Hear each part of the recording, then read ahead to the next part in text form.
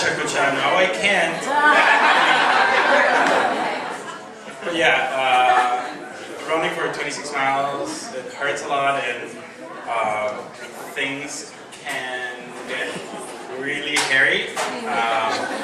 And now that I mentioned it, our next presenter has the coolest hair in Paris. So,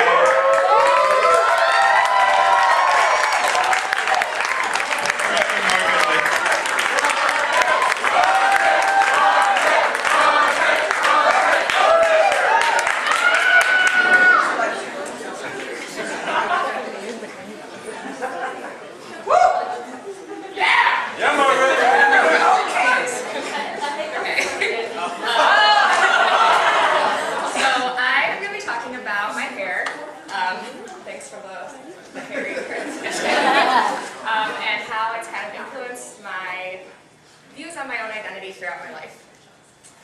And this is a great song, so.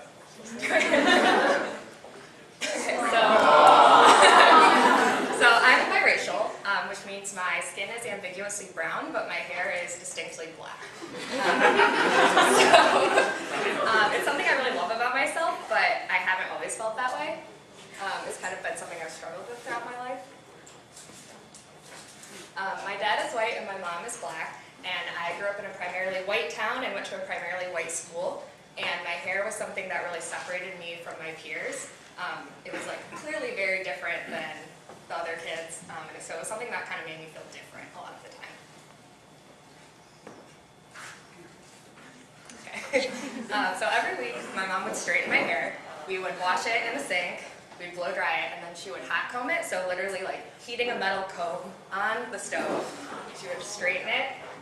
And this was like, every Sunday we would do this. It was like a long process, not the most fun, could be painful, sometimes your ear gets burned. And then when I got older, she started relaxing it, which is like chemically straightening it. So it's like a chemical that literally denatures the bonds of curly hair to make it straight. And if you leave it on your hair too long, it like burns your scalp. It's not great, not the most fun either, but like this was just what we did. This was just what I was used to. And even after all this, like, we worked to try to make my hair look straight, I still felt different. Like, my hair required different care than people, like other people in my class. I couldn't go really go swimming with my friends, and I remember like telling someone, well, I only wash my hair once a week because we have to do this whole thing, and she was like super weirded out. And then toward the end of high school, I decided to stop straightening my hair. I was just getting super frustrated with it. It was taking way too long. Huge time suck. And my mom was really like confused by that. She always begged me like, please let me straighten it. It just looks so much better. And I was like really hurt by that. Like, why didn't you like it?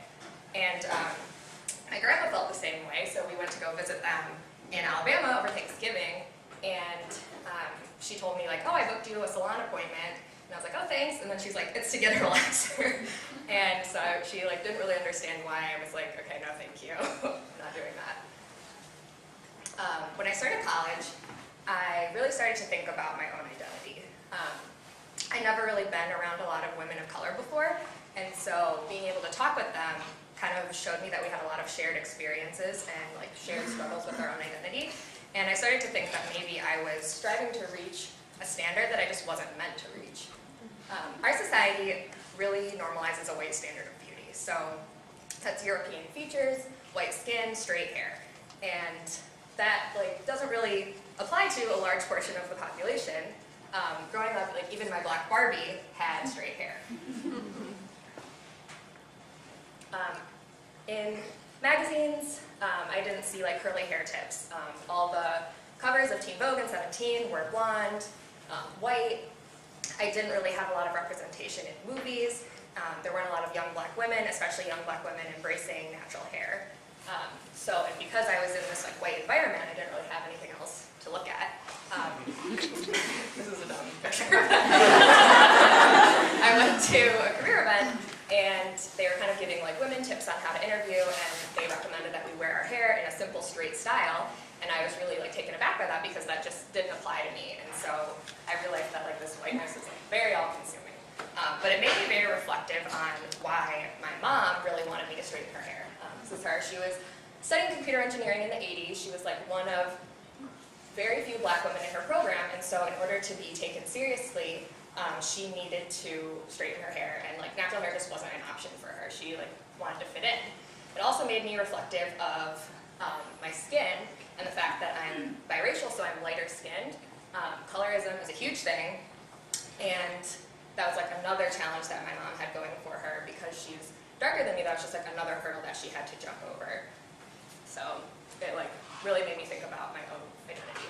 And then things got really complicated when my parents got divorced, because when they were together, I kind of felt like it's clear that I'm a mixed kid, it's clear that like this is where I come from, but then separately, I wasn't really sure how to identify because my skin color isn't the same as either of my parents. But that really forced me to think a lot more about my mixed race identity. I even attended a critical mixed race studies conference, which was really, really cool, just to see like what other people's experiences were with being mixed race and learning about mixed race beyond just black and white. So that was like a really, really cool experience, and it kind of gave me more context for my identity. This is my brother, and I could see him kind of struggling with the same thing that I did, where he was like feeling very like uncomfortable with his blackness in his white school, but instead of conforming, he just like went for it. And he was like 13 years old, decided to grow out his hair.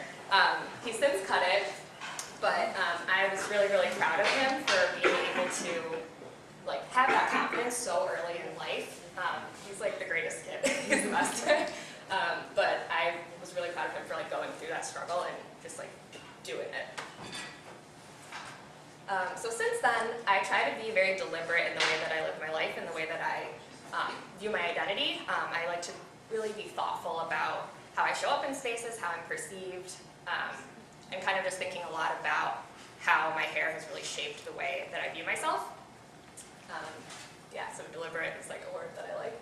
And my hair has really shaped my identity throughout my life, but I've learned that I'm so much more than that.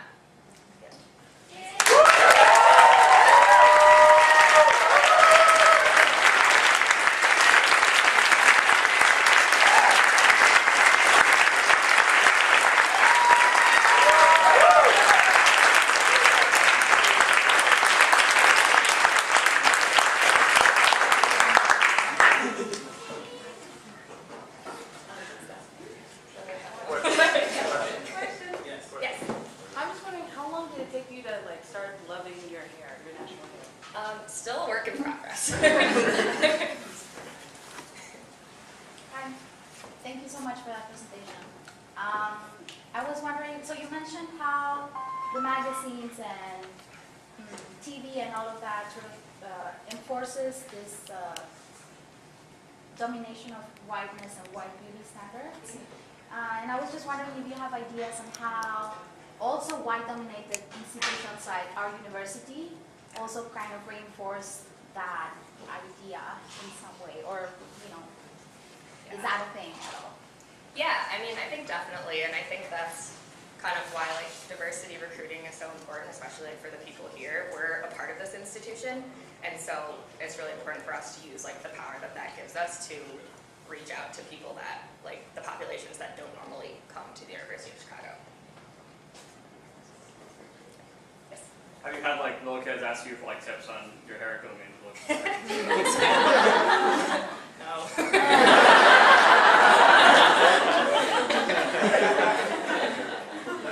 Has anyone tried to touch your hair recently? I don't think recently, but like definitely has happened many times.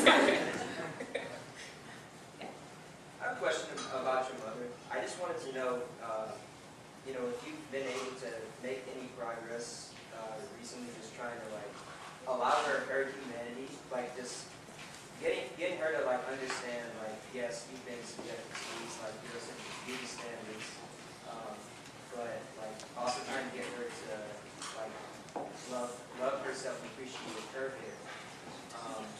Given that maybe she has like tiny curls.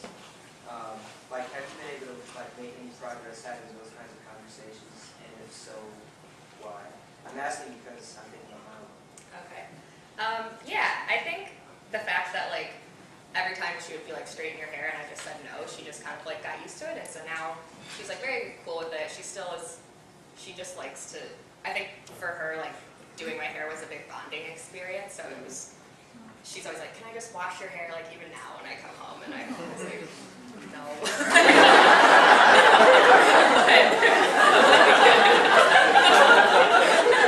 Like, it's nice. And I think she's like, she's definitely less worried about it now, I think, even on her own hair. She's relaxed it her whole life, so like once you relax it, it's not going to be curly again until you like cut it all off and it regrows. So I don't think she's going to do that. Like she's still in a professional environment and like that's important to her. But I noticed that like she doesn't stress about it as much as she used to. And I think she's even said to me like, you've like really inspired me, or like you've made it more normal.